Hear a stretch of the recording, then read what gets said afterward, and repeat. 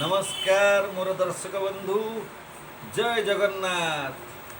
आज शुक्रवार मध्याह्न समय बर्तमान कौन आइटम होती देखा ये आसवा ये प्रथम देखु आज उषुना भात। हाँ ये छोट चाउल उषुना भात यहाँ हरड़ डाली पूरा एकदम आपणकर देखु पियाज आपणकर सब जीरा शुक्ला लंका बगरा होती।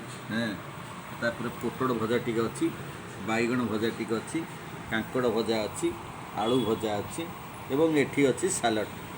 तो देखुए धनिया पत्र पड़ी पियाज टमाटर काकुड़ी दे सालाड आंब खंडे रही यहीटा आमर बड़ी बेसर धनिया पत्र पड़ी बड़ी बेसर पांपड़ लेंबू ये आलू